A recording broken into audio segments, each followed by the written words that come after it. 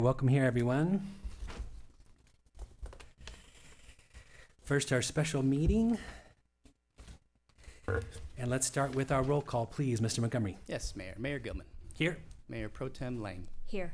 Councilmember Rule. Here. Councilmember Whitman. Here. Councilmember Mang. Here. Thank you very much. And Mr. Montgomery, will you lead us in the Pledge of Allegiance, please? Yes, Mayor. Thanks. Welcome all. Please rise as you are able. Ready, begin. I pledge allegiance to the flag of the United States of America and to the republic for which it stands, one nation, under God, indivisible, with liberty and justice for all.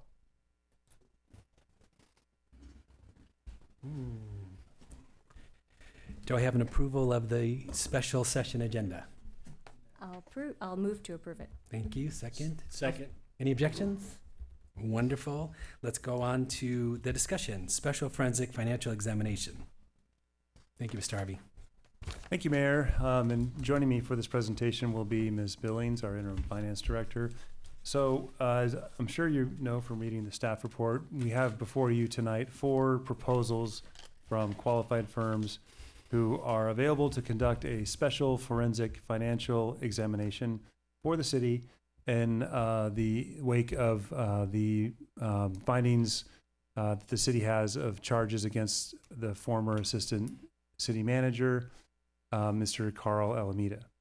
So we have interviewed the 4 firms. I should say Ms. Billings interviewed all of them. I participated in half of those.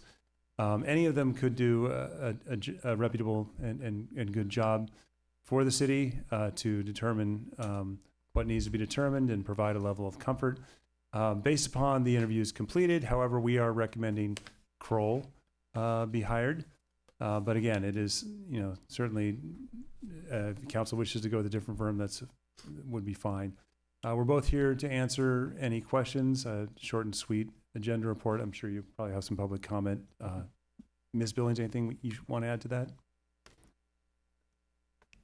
Can I ask why Kroll as the recommendation in your view? Kroll stood out among the firms as the leader because their expertise and their well thought out review and approach for the city of Ojai.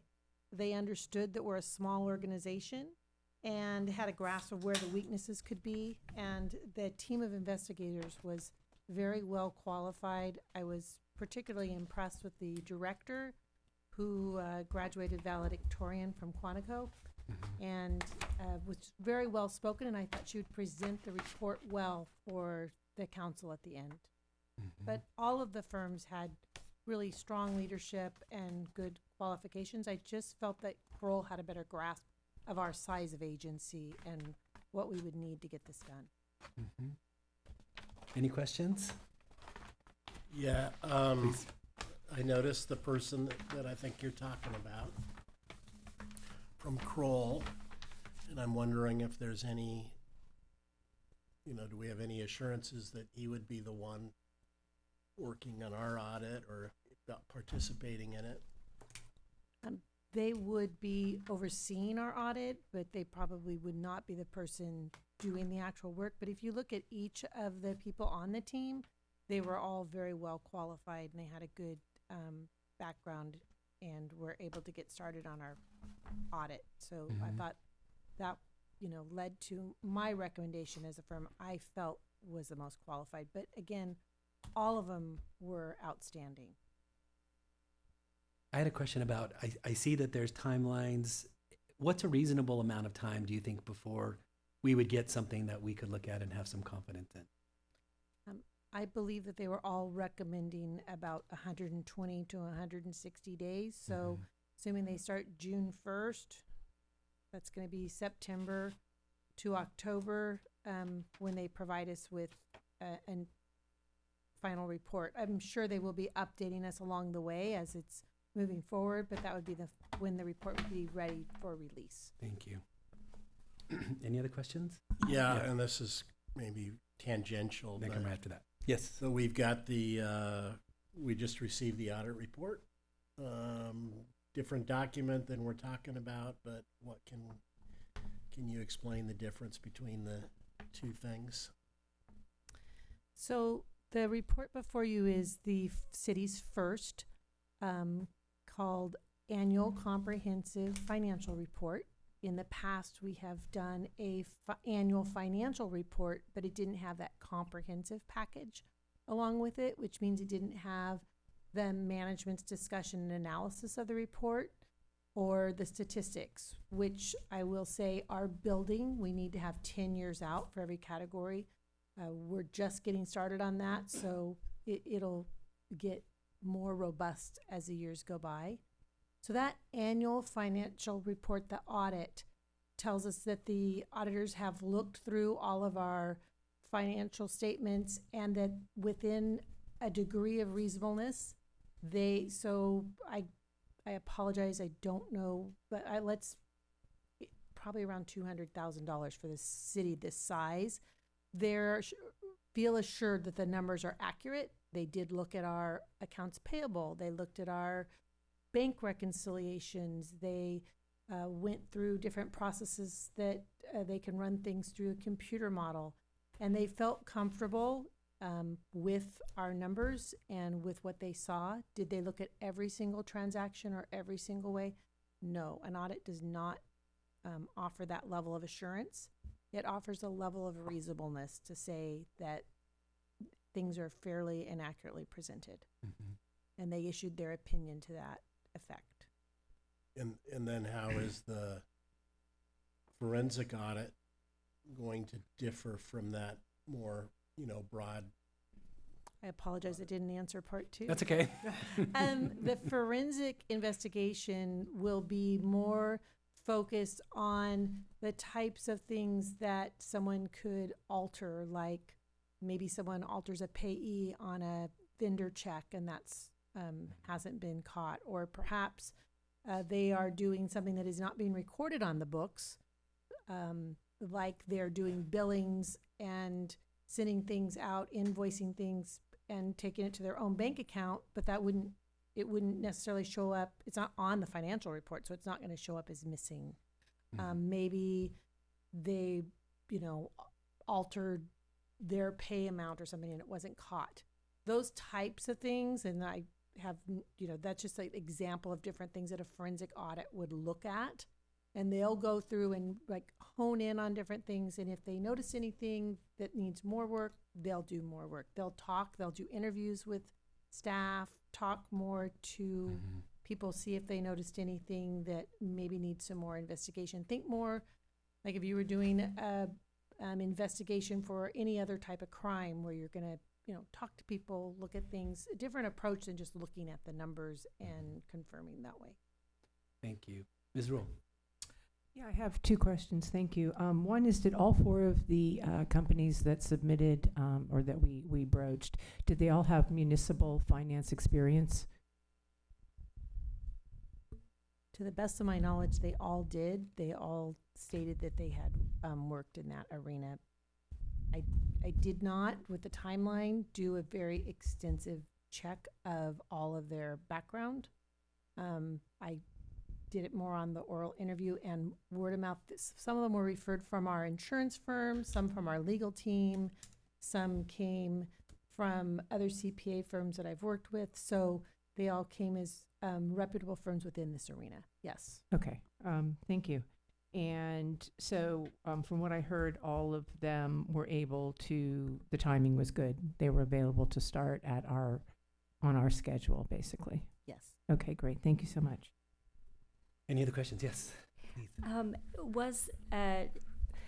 Do we have any information about the investigation that La Cañada did, or that to see if there are places where we should be looking for our own? We do not. Okay. We are going to be approaching the LA County District Attorney's Office and the City of La Cañada Flint Ridge, because as indicated in the media statement, we just became aware when the public became aware, and we were advised that it was a confidential investigation and that there was more work that was still ongoing, but that is something that we'd like to know as well. Thank you. Just one quick Yes. question. When they reach out to employees, do you know if it's possible to reach out to previous employees maybe for a little insight? That's, will be up to once we meet with the team and they set the parameters, we'll do everything that they recommend, and the staff will cooperate and see what can be done. And I'll add, given the timeline, we would expect certain key former staff to be reached out to as well. Mm-hmm. Any other questions? Yes.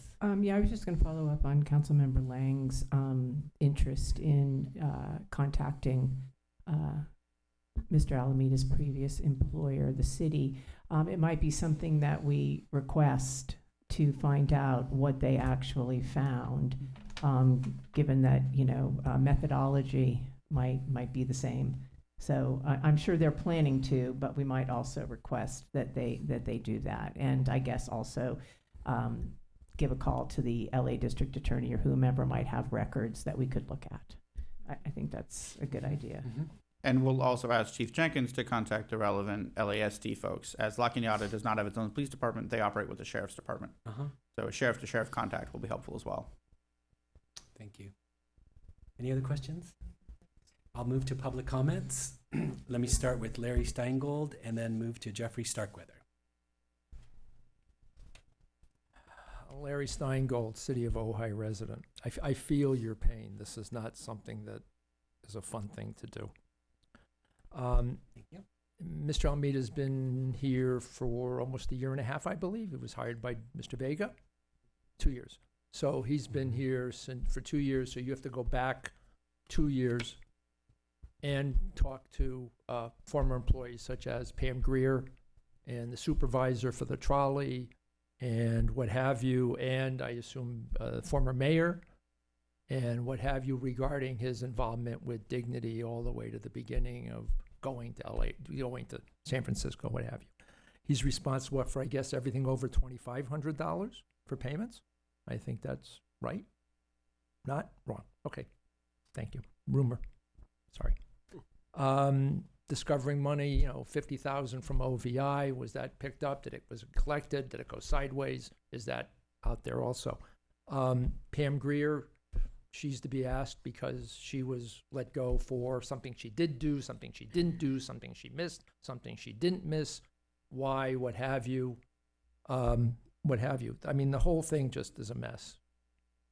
And to go back, I hope that you find out. Also, I wonder if you could look at emails, all that stuff, because we got to solve this and make sure it doesn't happen here.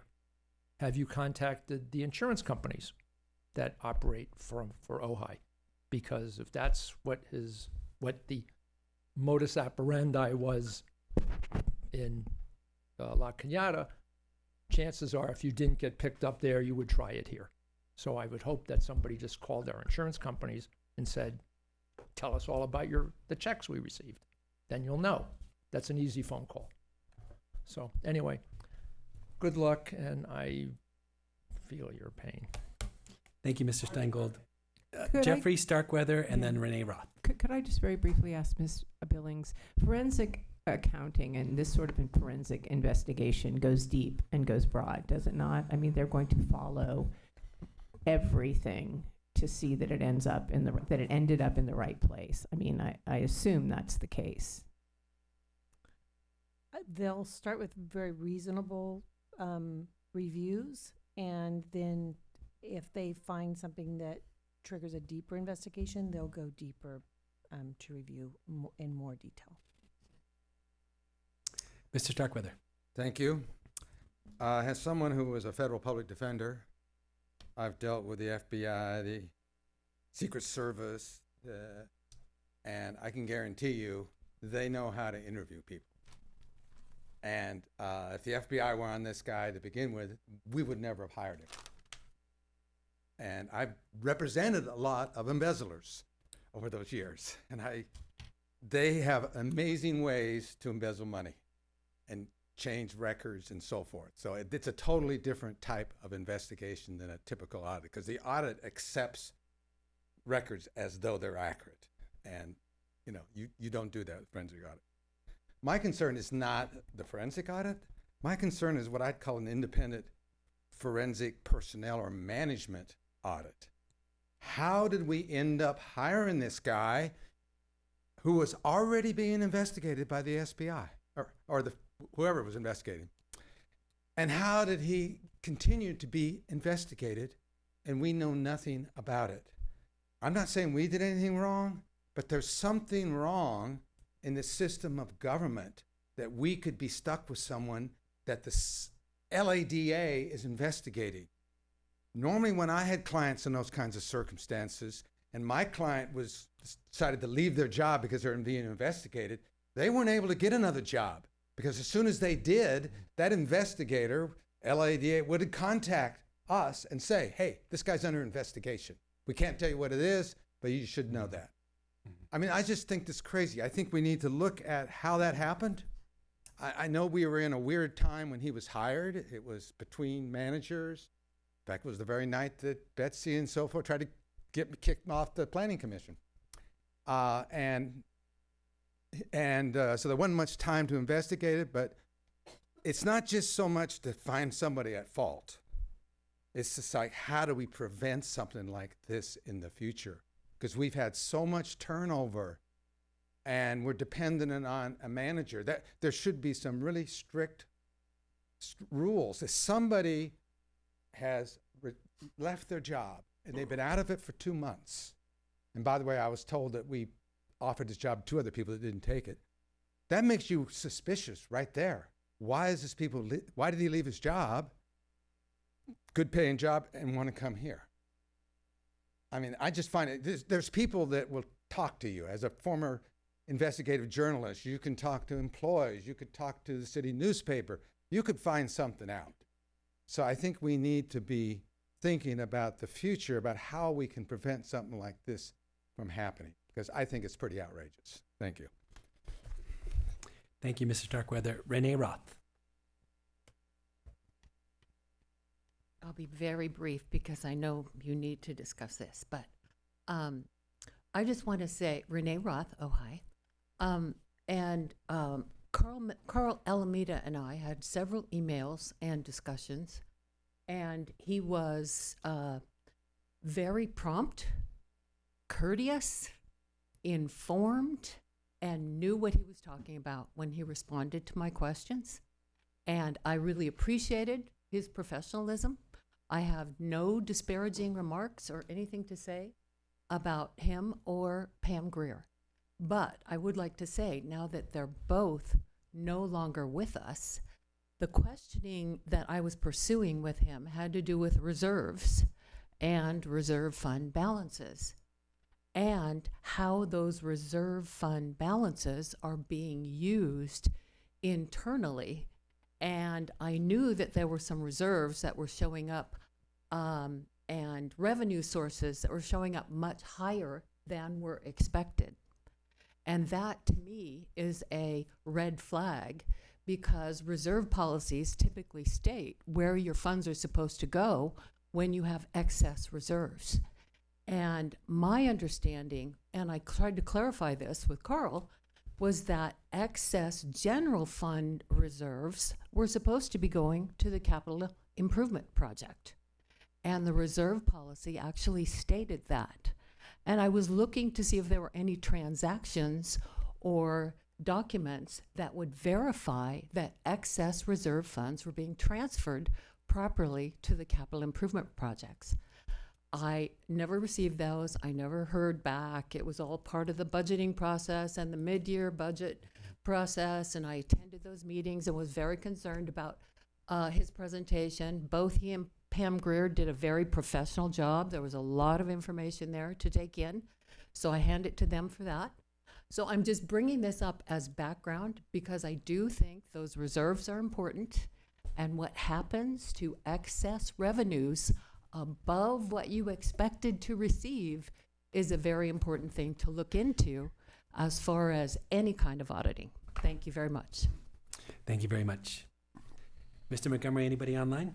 Yes, Mayor. Thank you. Talking to our Zoom participants, it's now the public comment period for this special meeting agenda. First, we have Starchild.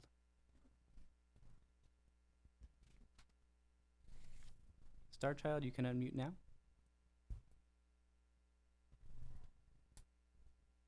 Good evening. As I look at this situation, I wonder what the effect of an audit will be. Carl Alameda is accused of embezzling $200,000, and City Council is contemplating spending $30,000 to see if he's embezzled anything from the city. If we're successful and we determine he's embezzled anything from Ojai, will we be able to recover that money? In 6 months, Carl Alameda will have spent much of it probably on his defense. If we determine that he stole money, will he go to jail any longer? He's looking at 33 years in jail already for the embezzlement he's accused of. I think one of the only reasons why we should do a financial audit is to make sure that there were no other Ojai employees involved in any potential embezzlement scheme here. And I just want to make sure that any financial audit does look for any possible co-conspirators.